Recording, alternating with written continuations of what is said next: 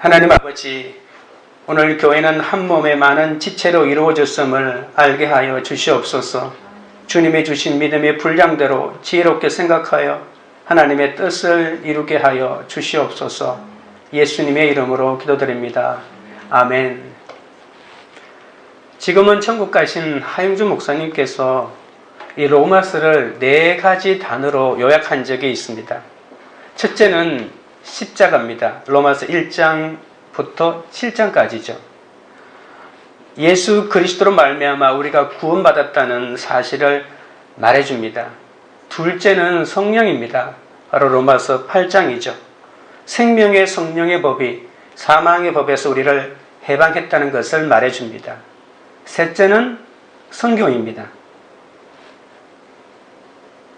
이방인의 구원과 이스라엘의 구원을 말하는 로마서 9장부터 11장까지를 말합니다. 예수 그리스도의 십자가로 구원을 받고 성령의 기름 부으심으로 인침을 받은 사람은 선교의 비전을 가질 수밖에 없다는 거죠. 넷째가 바로 로마서 12장부터 16장까지로 바로 사랑입니다. 사랑은 율법의 완성이다. 사랑이 그리스도인의 삶의 전부이다. 사랑하라. 원수까지 사랑하라. 악으로 악을 이기지 말고 선으로 악을 이기라. 이것이 로마서 12장부터 16장까지의 결론입니다. 구원받고 성령받고 선교적인 역사관을 지닌 사람은 마음만 드리지 말고 자신의 몸을 드려야 한다고 했죠. 우리는 마음이나 입술로는 모두 예수를 믿고 헌신하였습니다. 그러나 주님은 내 몸을 드리라고 하십니다. 제물이 없는 제사는 참된 제사가 아니기 때문이죠. 그래서 참된 그리스도인이란 세상을 본받지 않고 하나님의 뜻을 추구해가는 사람이고 믿음의 분량대로 지혜롭게 사는 사람입니다. 첫째는 한 몸의 많은 지체는 바로 지혜롭게 생각합니다. 3절입니다.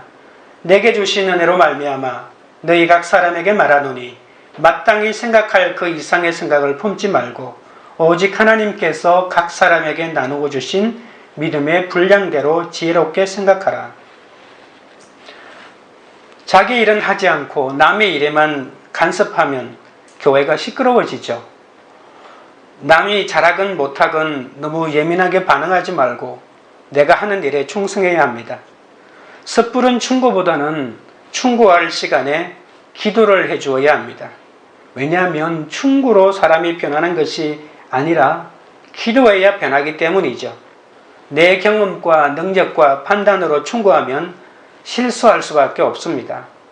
자기의 분수에 맞게 마땅히 생각할 그 이상의 생각을 품지 말고 각 사람에게 나눠주신 믿음의 분량대로 살아야 하기 때문입니다. 남을 깨우치고 권면할 때는 말보다 삶으로 본을 보여주는 것이 더 효과적일 때도 있습니다. 비록 그렇게 하는 것이 고달프고 어려운 삶이라 할지라도 그렇게 살아갈 때 내 삶 자체가 권면이 됩니다. 세상 사람들이 다 부정직하게 살아가도 나는 이득을 적게 보더라도 정직한 삶의 본을 남겨야 합니다. 세상 사람들이 불의와 타협해도 나는 삔댄 삶의 자취를 남겨야 합니다. 그러면 사람들이 참된 삶의 가치와 의미가 저린 것이구나 라고 이렇게 깨닫게 되는 것이죠. 그러나 내가 말없이 삶으로 권면하는 동안에 누군가 계속 피해를 보고 있다면 그때는 말로 권면해야 하겠죠. 나 혼자 불이익은 감수할 수 있지만 많은 사람이 공동체가 함께 그 사람 때문에 불이익을 당하고 있다면 가만히 있으면 바른 믿음이 아닐 것입니다. 그때는 사도 바울이 말한 것대로 예수를 믿고 난 다음에 내게 주신 은혜로 충고한다라고 하는 이 말의 모범을 따라야 합니다. 1절에서도 바울은 하나님의 모든 자비하심으로 너희를 권한다고 하지 않았습니까? 우리는 하나님의 모든 자비하심으로 사람을 권면할 수 있는 은혜를 하나님께 간구해야 합니다. 우리가 많은 사람을 만나 권면하지만 내 앞에 내 뒤에 감추어져 있는 한 영혼을 위해 낭비해서 우리의 삶을 낭비할 수 있다면 우리는 더 하나님 앞에 의미 있는 삶을 살 것입니다. 기독교는 개인이 아니라 공동체입니다. 예수님은 12제자의 공동체를 만드셨죠. 그래서 교회는 교파가 아닙니다. 장로교도 있고 감리교도 있고 침례교도 있고 순복음도 있습니다만 이것들은 사람이 만든 것뿐입니다. 이것은 교회의 껍질은 될 수 있어도 교회의 본질은 아닙니다. 교회는 조직이 아닌 유기체요, 건물이 아닌 바로 그 속에 포함되어 있는 우리들이잖아요. 교회 안에는 다양한 사람들이 있습니다. 다른 문화, 다른 가정환경, 다른 성격, 다른 직업의 사람들이 모였습니다. 그래서 어쩌면 교회는 분열되고 의견이 다를 확률이 굉장히 높습니다. 그런데 이런 교회가 어떻게 하나가 될 수 있을까요? 오늘 본문에 있는 답을 본다면 마땅히 생각할 그 이상의 생각을 품지 않는 데 있습니다. 분수를 지키고 월권하지 않고 그래야만 하나가 될 수가 있겠죠. 아무리 잘못한 사람이 있어도 충고하려고 들지 말고 기도부터 해야 한다는 그런 마음이 있어야 합니다. 1절 후반부입니다. 3절 후반부입니다. 오직 하나님께서 각 사람에게 나누어 주신 믿음의 분량대로 지혜롭게 생각하라. 그리스도인들은 모든 일을 믿음에 기초해야 합니다. 믿음은 기적을 만들고 구원을 주지 않습니까? 그래서 예수님도 믿음은 산까지 옮긴다고 했습니다. 그리스도인은 처음이나 끝이나 믿음입니다. 그런데 중요한 것은 사람마다 이런 믿음의 차이가 있다는 것입니다.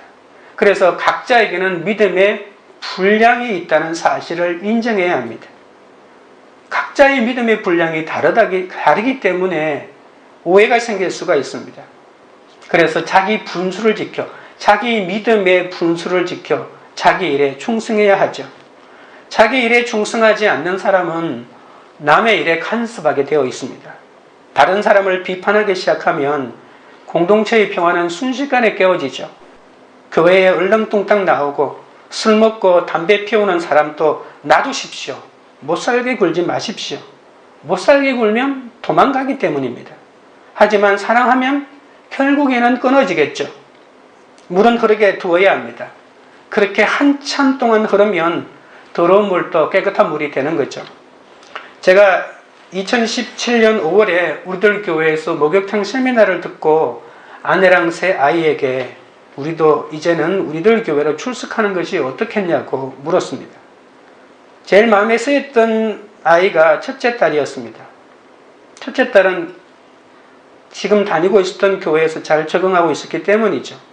그런데 그 딸도 제 말을 듣고 그 교회로 옮겼습니다. 그해 여름 고등부 수련회를 다녀오고는 딸이 기겁을 해서 말하는 것입니다. 우리들 교회 수련회에 참석한 아이들의 태도가 너무나도 엉망이어서 충격을 받았다는 것입니다. 예배 시간에 두 다리를 뻗고 누워 자는 아이들도 한둘이 아니었고 쉬는 시간마다 밖에 나가서 담배 피우는 아이들이 많았다는 것입니다. 그래서 어릴 때부터 많은 교회를 다니면서 수련회를 가봤지만 이런 교회는 처음 봤다는 것입니다. 순진한 아이들도 그들을 본받을까봐 걱정이 될 지경이었습니다. 재작년에도 우리들 교회가 처음으로 전국 연합으로 고등부 수련회를 한 적이 있는데 수련회를 진행하다가 그 다른 교회 선생님들이 우리들 교회 측에 항의를 했습니다. 도저히 같이 예배를 못 드리겠다고. 우리 아이들이 배울까봐. 저런 태도로 예배 드리는 교회가 어떻게 이름 있는 교회가 됐는지 모르겠다면서 항의를 한 적도 있다고 합니다. 저는 처음에 이 말을 듣고 참 소문과 달리 아이들 신앙교육을 엉망으로 시키고 있구나라고 생각했는데 나중에 그 이유를 알게 되었습니다. 우리들 교회는 신앙이 바른 아이들만 뽑아서 수련회에 가는 것이 아니라 신앙에 전혀 관심이 없는 엉망으로 살고 있는 학교에서도 두 손 두 발 다 들은 아이들도 수련회에 데리고 간다는 것입니다. 데리고 가기에 얼마나 어렵겠습니까? 말씀 한마디라도 듣게 하려고 그 습관이 고쳐지는 아이들도 마음대로 해도 되니까 그 예배 시간에만 참석해 달라고 하면서 그렇게 데리고 간다는 것입니다. 강제로 규칙을 만들어 따르라고 강요하지 않고 조금이라도 말씀을 듣게 하려고 그들을 자유롭게 예배에 참여시키는 것이죠. 그런데 그 속에서 말씀이 들려서 하나님께 돌아오는 일들이 많다는 것입니다. 이것이 충격적인 것이죠. 처음부터 아예 예배 잘 드리고 예수 잘 믿는 아이들만 뽑아서 수련회에 데리고 가는 것이 아니라 정말 어떤 누구도 아무것도 할 수 없는 아이들을 예배에 데리고 갔기 때문에 그렇게 그 교회에서 드리는 예배가 그렇게 보였던 것이죠. 믿음의 분량이 다르기에 믿음이 없는 사실을 인정해주고 격려해주는 것이 쉽지는 않지만 그것을 하면 믿음이 자란다는 것입니다. 믿음이 많은 사람은 적은 사람을, 믿음이 적은 사람은 많은 사람을 욕하지 말아야 합니다. 독수리는 창공을 날게 되어 있고 오리는 그냥 시냇가에 날개 파닥이면서 그냥 물놀이 할 수밖에 없는 것이죠. 하나님께서는 각 사람의 뜻대로 각 사람을 자신의 뜻대로 그렇게 지으신 것이죠. 믿음은 하나님이 주신다는 것을 오늘 이 본문에서 찾을 수가 있습니다. 오직 하나님께서 각 사람에게 나누어 주신 믿음의 분량이라고 했으니까 믿음을 주시는 분은 하나님이십니다. 무슨 일이든지 사랑하면 성장하고 비판하고 정죄하면 죽을 수밖에 없죠. 잘못한 사람을 비판하고 욕하면 더욱 자신만 나빠질 수밖에 없습니다. 그 사람을 사랑하고 감싸주면 회개하고 돌아오죠. 이것이 어머니의 마음 아닙니까? 어머니의 마음에 맞는 자식이 어디 있겠습니까? 다 피눈물로 키운 자식 아닙니까? 처음부터 어머니 말을 잘 듣는 자식이 어디 있습니까? 어머니는 그런 자식을 못 본 채하고 못 들은 척하고 끊임없이 사랑했기 때문에 오늘 우리가 이만큼 된 것 아닙니까? 사랑하면 사람이 변하는 것입니다. 교회는 수천 조각의 포절 조각으로 이루어져 있습니다. 포절들이 각자의 자리에 있으면 멋진 그림이 완성되지만 한두 조각이라도 빠져 있으면 그 그림은 미완성이죠. 교회는 모인 사람들이 전부가 다 중요합니다. 불필요한 사람은 아무도 없습니다. 아무런 일을 하지 않아도 필요한 사람입니다. 어떤 분은 교회 개척할 때 불신자도 반드시 그 회중 가운데 있어야 한다는 말을 들었는데 그 말도 참 일리가 있는 말 같습니다. 그냥 서 있기만 해도 괜찮습니다. 능력이 있든 없든 공부를 많이 했든 못했든 나이가 많든 적든 모두가 예수 그리스도 안에서 온전한 작품을 만들어가기 때문입니다. 어떻게 이것이 가능할까요? 바로 본문에서 말하는 것처럼 마땅히 생각할 그 이상의 생각을 품지 않고 믿음의 분량대로 살면 된다는 것이죠. 각자 자기의 위치가 있다는 것입니다. 교회 안에서 우리가 어떤 일을 하든지 우리는 하나라는 것을 잊지 말아야 합니다. 다른 사람이 그 위치에 있나 없나를 간섭하며 돌아다니면 내가 돌아다니냐고 내 자리에서 내가 빠질 수밖에 없겠죠. 하나님께서 주신 사명을 가지고 자리를 지키고 있을 때 하나님이 영광을 받습니다. 저도 아이들이랑 퍼즐을 많이 맞추어 보았는데요. 퍼즐 맞출 때는 항상 가장자리부터 맞추어야 합니다. 중심부터 맞추는 퍼즐은 없습니다. 교회에서도 제일 중요한 사람은 가장자리에 있는 사람입니다. 가장자리가 잡혀야 중심이 잡히는 거죠. 적용 질문 드립니다. 주식으로 대박 낼 생각, 동료를 밀어내고 승진할 생각, 일상을 벗어나 쾌락을 즐길 생각, 현실과 상관없는 그 이상의 생각을 하고 있습니까? 내가 지금 처한 상황에서 마땅히 해야 할 생각은 무엇입니까? 하나님의 말씀을 읽고 듣고 묵상하며 구원받은 자로서 마땅히 해야 할 생각들을 채우고 있습니까? 둘째는 우리는 모두 한 지체입니다. 4절 5절입니다. 우리가 한 몸에 많은 지체를 가졌으나 모든 지체가 같은 기능을 가진 것이 아니니 이와 같이 우리 많은 사람이 그리스도 안에서 한 몸이 되어 서로 지체가 되었느니라. 교회는 그리스도의 몸이잖아요. 건물이 아닙니다. 교회 건물이 예쁘다고 믿음이 예뻐지는 것도 아닙니다. 교회는 교파나 제도도 아닙니다. 또 시대의 사상이나 철학도 아닙니다. 그냥 교회는 그리스도의 몸입니다. 예수님께서 십자가에서 피로 사신 것이죠. 그리스도의 몸을 이루고 있는 지체들이 바로 교회란 말입니다. 우리는 지금 교회 건물 안에 있습니다만 실제로는 예수 그리스도의 생명 안에 들어와 있는 것이죠. 죽은 몸이 움직이지 못하는 것처럼 오늘날 많은 교회가 형식으로 가득 묶여서 아무런 일도 일어나지 않습니다. 살아있는 몸은 움직여야 합니다. 살아있는 교회에는 사랑이 흐릅니다. 교회는 예수 그리스도의 생명을 가진 사람들이기 때문에 살아있는 몸은 잉태할 수 있는 것이죠. 교회는 그리스도의 몸이라고 했죠. 그런데 그 몸은 여러 개의 지체로 되어 있습니다. 몸에 있는 많은 기관은 조화를 이루어서 한 몸을 이루죠. 이 지체는 각자의 위치에서 기능과 역할이 다르다는 것입니다. 제가 얘기 듣기로는 온누리교회 어떤 교역자인데 얼마나 음식 먹는 것들을 중요하게 생각하는지 몸에 해로운 음식은 절대로 먹지 않고 그렇게 몸을 관리했다고 합니다. 그분이 위내시경을 찍으면 얼마나 깨끗한지 완벽했다고 합니다. 그런데 결국 그분이 일찍 돌아가셨는데 간 때문에 돌아가셨습니다. 몸의 기능이 다양하지 않습니까? 한 기능이 완벽하더라도 다른 기능이 그 기능을 상실하면 몸이 탈이 날 수밖에 없는 것이죠. 눈에 보이는 지체도 있지만 어떤 지체는 보이지 않게 몸 안에 들어있는 지체도 있습니다. 또 어떤 지체는 물질로 된 것도 있고 영적이고 정신적인 것도 있습니다. 지체 중에서 발을 생각해 보십시오. 늘 감추어져 있죠. 가장 낮은 곳에서 다른 지체들을 지탱해주고 옮겨주고 험한 일을 다 하면서도 전혀 드러나지 않습니다. 또한 뇌나 심장 같은 우리 생명과 직결된 장기들도 모두 감추어져 있지 않습니까? 밖으로 드러나는 지체는 얼굴과 손 정도입니다. 손은 예쁘다, 얼굴 예쁘다는 소리 듣지 참 간 예쁘다 이런 얘기 참 듣기 쉽지가 않고 그걸 들어도 별로 감동을 받지는 않을 것입니다. 온몸의 지체들이 각각 수고해도 영광 받는 것은 결국 얼굴입니다. 얼굴의 역할을 하든지 발의 역할을 하든지 한 몸이 된 지체는 모두 함께 하는데 이것을 우리가 알기가 쉽지 않습니다.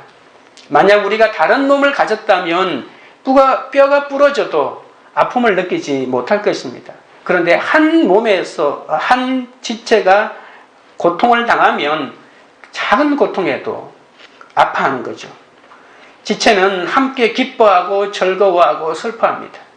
다른 세포와 관계없이 제멋대로 크는 세포가 바로 암세포 아닙니까? 혼자 잘난 척하면 자신도 죽고 또 몸도 죽이고 그리고 집안을 죽이고 교회를 죽일 수밖에 없죠. 4절을 다시 보십시오. 우리가 한 몸에 많은 지체를 가졌으나 모든 지체가 같은 기능을 가진 것이 아니니 몸은 하나이지만 지체는 다양합니다. 진정한 교회는 지체의 다양성을 인정합니다. 나하고 다르면 우리는 비판하기가 쉽습니다. 그런데 다른 것은 비판의 대상이 아니라 오히려 아름다운 것입니다. 다른 사람을 욕하지 않고 격려해주고 보완해주고 축복해줘야 하지 않겠습니까? 다양한 지체들이 다양한 역할을 하는 것이 교회 아닙니까? 작은 역할이라고 무시하지 말아야 합니다. 그 작은 지체가 큰 일을 할 수도 있습니다. 인체 가운데 제일 중요한 역할을 할수록 몸 안쪽 갈비뼈 안에 있지 않습니까? 그리고 제일 시시한 것일수록 끝으로 나와 있습니다. 그런데 우리는 시시한 곳에다 얼마나 공을 들이는지 모릅니다. 거기에다 돈을 쏟아 붓습니다. 어떤 지체든지 교회 안에서는 중요하다는 사실을 인정해야 합니다. 하나님은 백인종, 황인종, 흑인종을 만드시고 이 지구상에 2만 4천여 종족을 만드시지 않았습니까? 종족마다 언어와 문화와 음식과 습관이 다릅니다. 하나님은 그 사람의 특성과 은사와 체질에 따라 우리를 다루어 가십니다. 하지만 하나님은 그것을 기뻐하십니다. 주님이 원하시는 것은 모두가 똑같이 만드는 것이 아니라 하나가 되게 하는 것이죠. 지체처럼 말입니다. 한 몸에 여러 지체가 있는 것처럼 말입니다. 하나님의 원리는 하나됨의 원리는 하나님에게 있습니다. 하나님이 자체가 바로 삼위일체로 존재하지 않습니까? 성부와 성자와 성령이 각각 위격이 있습니다.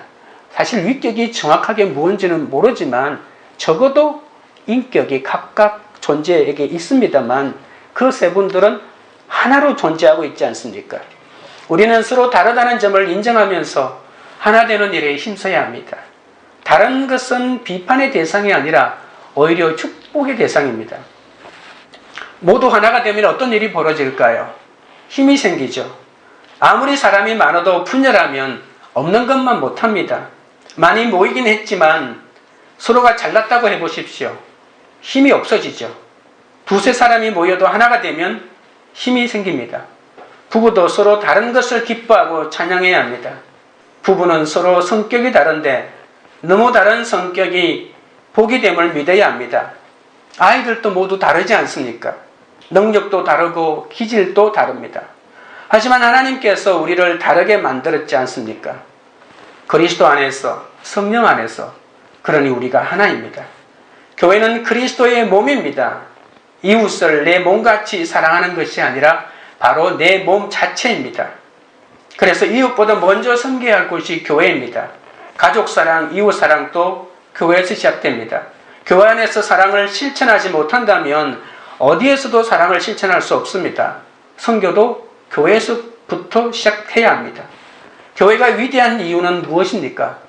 그리스도 안에서 다양한 사람들이 모여서 다양한 역할을 하고 있기 때문입니다.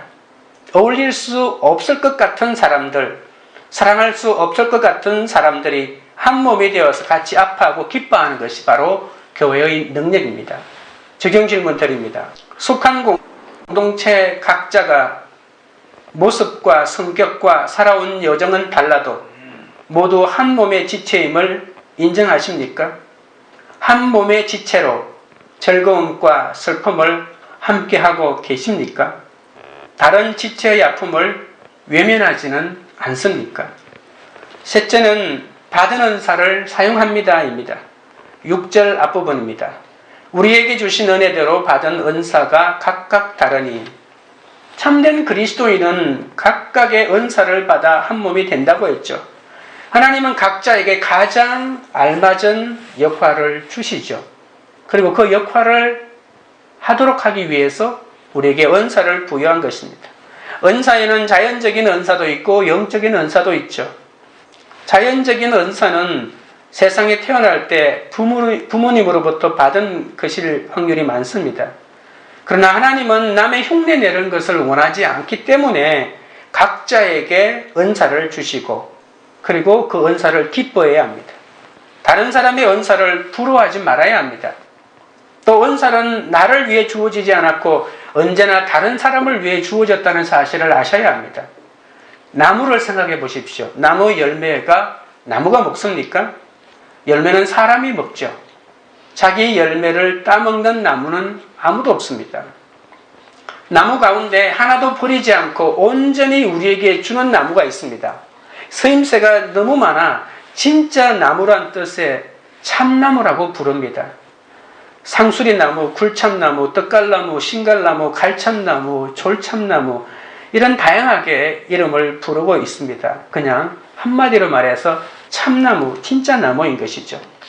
아름드리로 크게 자라면서 재질이 단단하고 또 질기고 쉽게 썩지 않기 때문에 각종 선박, 배를 만들 때 사용하고 농기구도 만들고 건축재로도 사용했습니다. 나무 껍질에 타닌이라는 함량이 많이 있기 때문에 바닷가에서는 어망을 물들이는 데 사용했다고 합니다. 그리고 이 재질이 단단했기 때문에 술통을 만드는 데는 기가 막힌 재료로 쓰인다고 합니다. 그리고 참나무 껍질로는 코르크를 만들죠. 그리고 참나무는 숯을 만들어서 냄새나 습기를 제거하는데 이 나무로 만든 숯 중에 참나무 숯이 최고지 않습니까? 또한 열매는 도토리라고 부르는데 이 도토리 묵을 만들어 먹습니다. 우리나라에는 옛날부터 흉년이 들거나 보릿고기를 지나갈 때 귀중한 구황식품으로 곽광을 받았던 것이 바로 이 도토리이기도 합니다. 하나도 남김없이 온전히 자신의 껍질부터 속 알맹이까지 다 사람에게 주는 나무, 진짜 나무, 참나무지 않습니까? 다른 사람을 기쁘게 하고 행복하게 하고 즐겁게 하려고 열매가 있는 것처럼 은사도 다른 사람을 위해서 있습니다. 내가 받은 은사를 다른 사람에게 사용하면 행복해집니다. 돈은 누구나 버는 것이 아닙니다. 이 돈 버는데도 은사가 있는 사람이 벌게 되어 있습니다. 건강한 사람은 병든 사람을 위해서 자기의 건강을 사용하고, 돈 있는 사람은 돈 없는 사람을 위해 좋은 일에 쓰고, 가르치는 은사와 같이 좋은 은사도 다른 사람의 행복을 위해 사용해야 합니다. 은사는 자기를 위해 쓰면 삶의 목적을 잃어버립니다. 목적을 잃어버리면 방황하게 되고 많은 것들을 이루어도 허무하다는 생각에서 벗어나기 쉽지 않습니다. 은사는 자신과 자기 쾌락을 위해 쓰면 좋을 것 같지만 그렇게 하면 할수록 왠지 불안해지기도 합니다. 하나님이 주신 은사를 절대로 남과 비교하지 마십시오. 자신의 성공만을 위해 사용하지 말고 하나님의 영광을 위해 쓰십시오. 다른 사람에게 봉사하고 희생하는 일에 이 은사를 사용하십시오. 이것이 하나님의 뜻입니다. 자연적인 은사뿐만이 아니라 이러한 영적인 은사는 우리가 예수를 믿고 성령 받을 때 생기죠. 예수를 믿으면 누구나 한두 가지 영적인 은사가 있다는 것을 명심하십시오. 은사가 없는 사람이 어디 있습니까?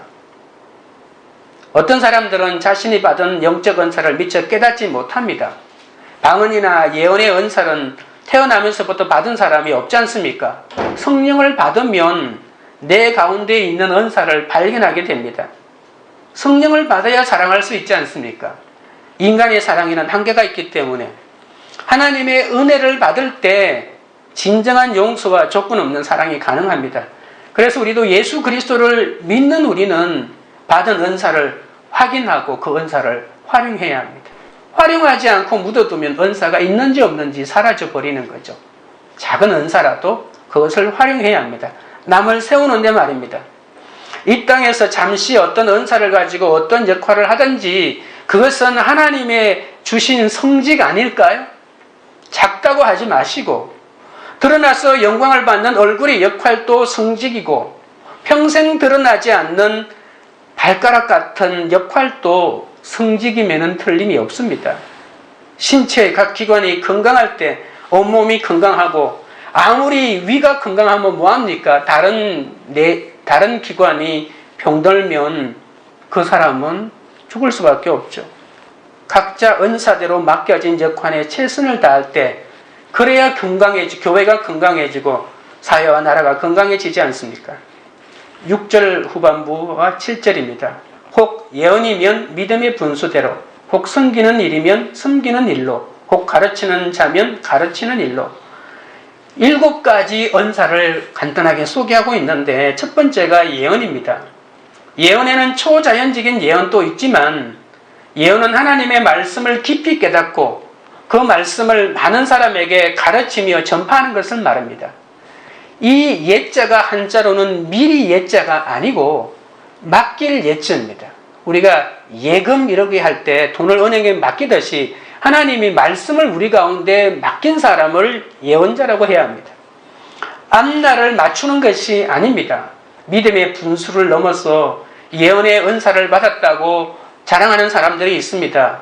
마치 예언이 무당처럼 대학 입학이나 주식이나 사주를 봐주고 인간의 기륭하북을 알려주는 것 정도로 여기는 것이죠. 그런 예언은 무당을 찾아다니는 것과 무엇이 다를까요? 예수 무당이죠. 복음을 전하고 설교하고 가르치는 것이 예언입니다. 성령님의 은사를 받은 우리는 모두 은밀한 의미에서는 예언자라고 할 수 있습니다. 목사가 강단에 올라 말씀을 선포하는 것도 특별한 은사이긴 하지만 각자 말씀을 묵상하고 그 말씀을 실천하는 것도 예언의 은사입니다. 성경을 보면 하나님의 뜻을 명쾌하게 깨달아 듣고 본 것으로 그렇지 못한 연약한 사람들, 어린 사람들, 어디로 가야 할지 모르는 사람에게 도움을 준다면, 그래서 그들을 격려해주고 약한 것을 보완해주고 실수를 감추어주고 새롭게 하나님의 뜻대로 살도록 도와주는 사람, 이 사람들이 예언하는 자가 아닐까요? 가장 확실한 예언은 말씀대로 겸손하게 하나님의 뜻을 구하는 자입니다. 자기 분수를 모르는 사람은 절대로 장래의 일을 알 수가 없습니다. 하나님은 겸손한 자에게 무엇이든 알려주시고 깨닫게 하시거든요. 둘째는 섬기는 은사입니다. 섬기는 일은 자신에게 책임이 없어도 보살피고 도와줍니다. 원어의 뜻은 종의 입장, 어머니의 관점에서 섬긴다는 뜻입니다. 종이나 어머니는 자기 입맛을 따지지 않죠. 항상 상대방의 처지에서 생각하며 섬깁니다. 유난히 잘 섬기고 봉사가 즐거운 사람이 있습니다. 이런 사람들도 조심해야 합니다. 다른 사람들과 부딪히지 말아야 합니다. 그리고 내가 은사가 있다고 해서 이를 독점해서도 안 됩니다. 조화를 이루는 법을 배워야 합니다. 섬기는 사람은 능력이 많거나 돈이 많아서 섬기는 것처럼 하지 말고 하나님이 주시는 힘으로 한다는 마음으로 섬겨야 합니다. 그럴 때 열매가 있고 하나님께서 주시는 기쁨이 있거든요. 엄청나게 섬기긴 섬겼는데 기쁨이 없을 수가 있습니다. 셋째는 가르치는 은사입니다. 가르치는 일은 지식의 일방적인 전달이 아니라 삶의 본을 보이며 도전을 주는 것이죠.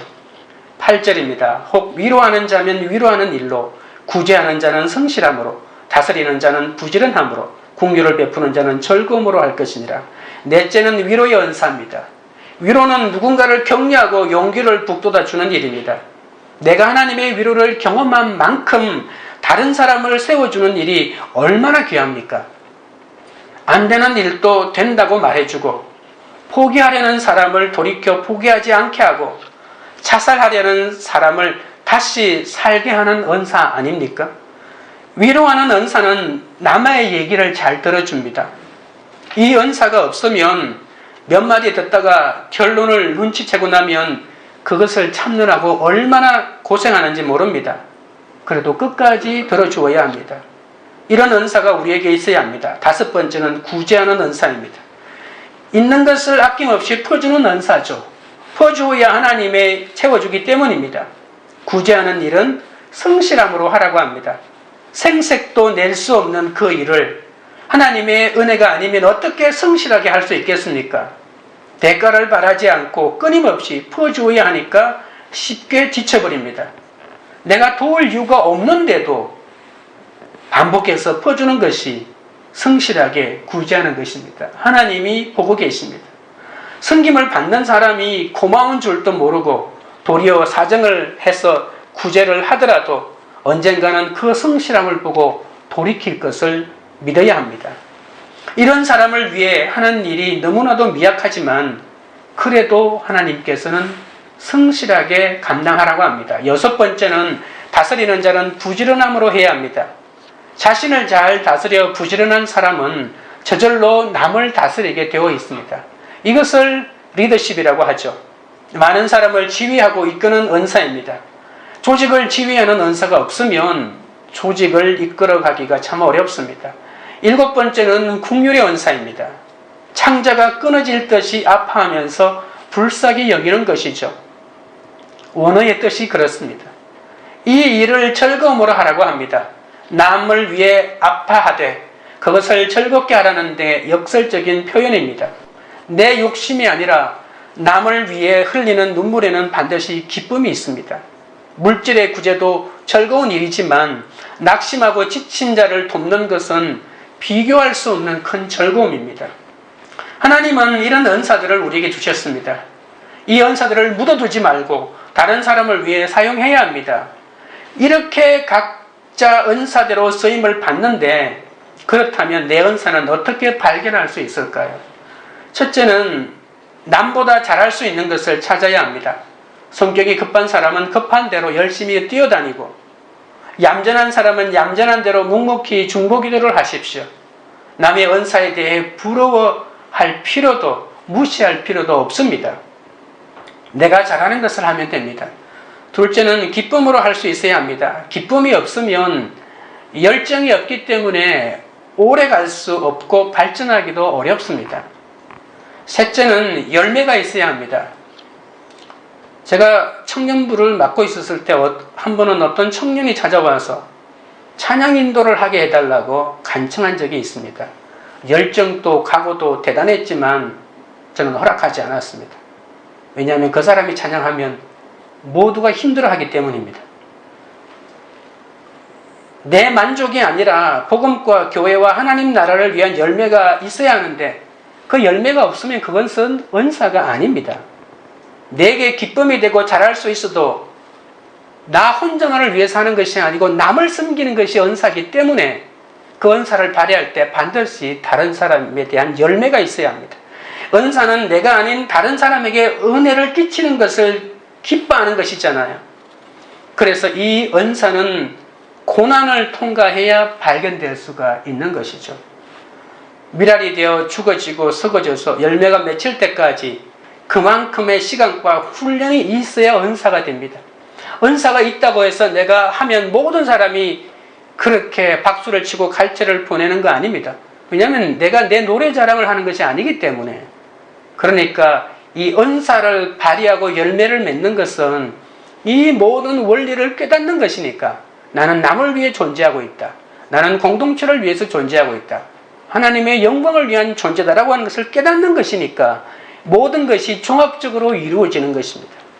복음을 전하고 성경을 가르치는 것은 종일 해도 지치지 않습니까? 예배와 나눔 시간을 생각하면 열정이 생기고 밥을 안 먹어도 힘이 납니까? 누구도 말릴 수 없는 즐거움이 그 속에 있습니까? 돈과 상관없이 기쁜 일을 찾으려면 하나님의 은혜가 필요합니다.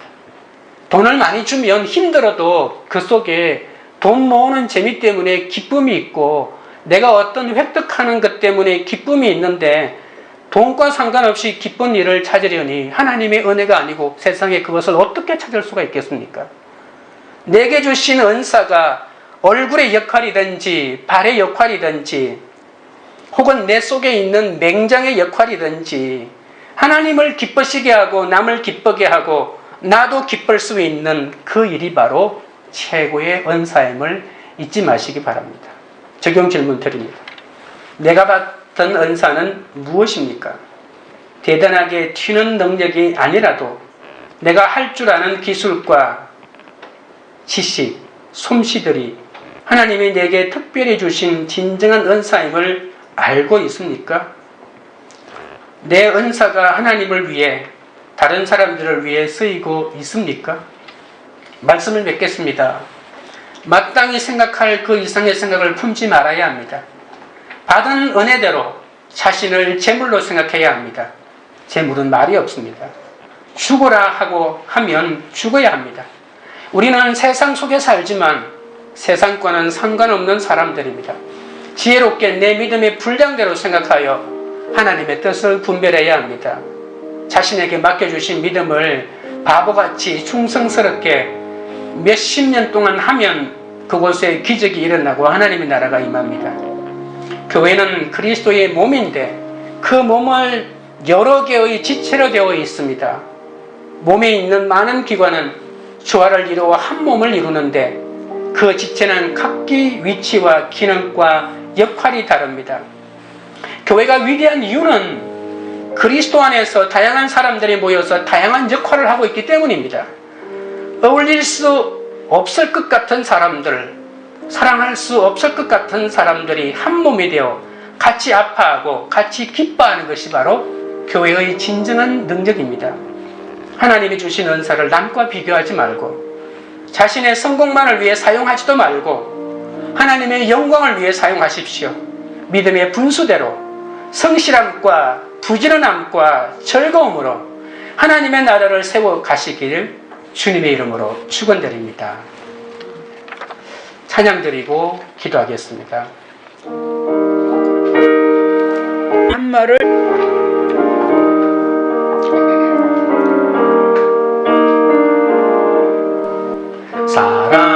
사랑하는 주님 앞에 형제자매 한자리에 그 시든에 생각하며 즐거운 찬송 부르네. 내 주 예수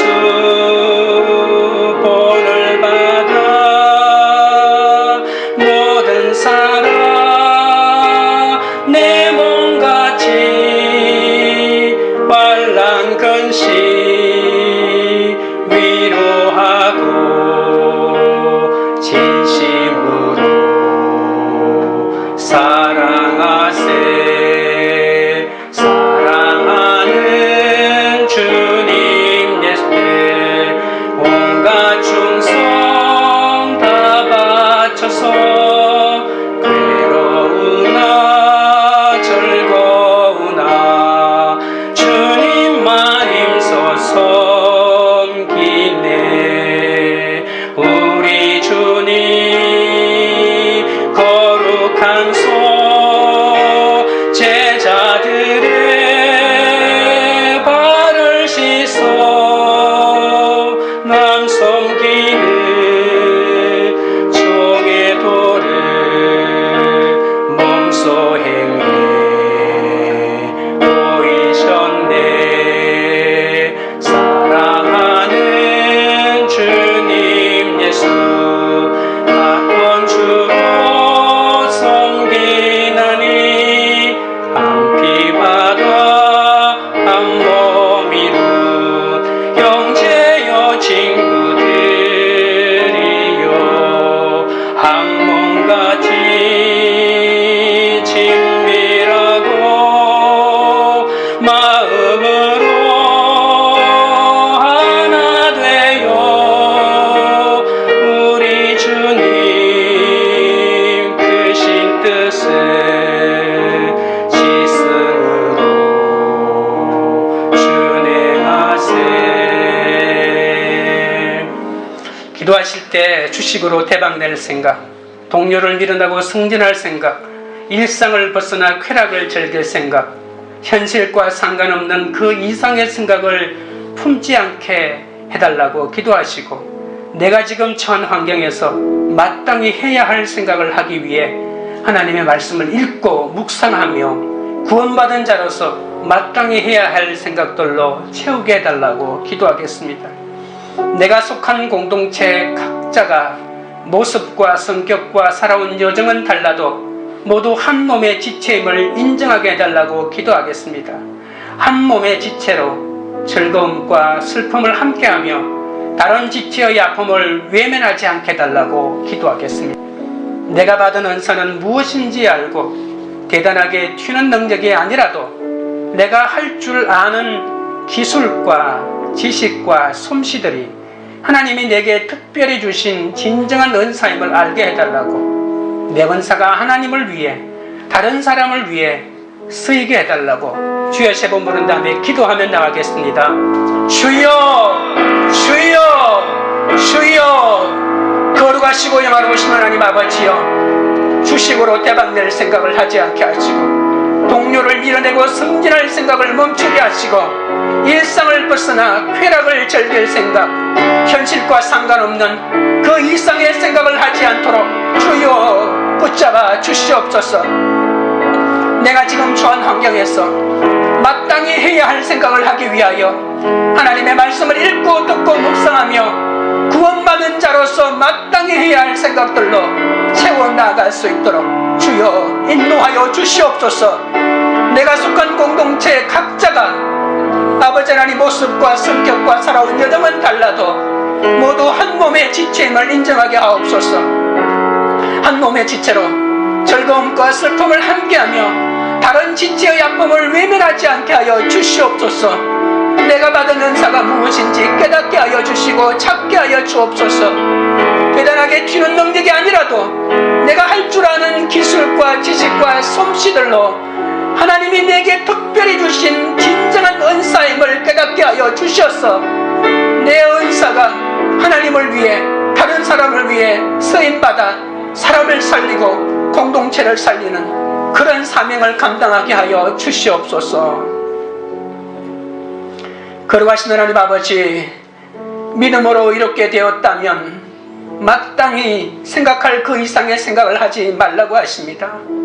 내가 죄인이며 내 힘으로는 아무것도 할 수 없음을 인정하오니 믿음의 분량대로 생각하도록 주여 붙잡아 주시옵소서. 하나님의 계획까지 좌지우지하려는 내 속에 가득 찬 교만함을 버리게 하옵소서. 그리고 마땅히 해야 할 생각을 하게 하옵소서. 개척교회 목사로서 마땅히 해야 될 생각을 하게 하시고 욕심을 품지 않게 하여 주시옵소서.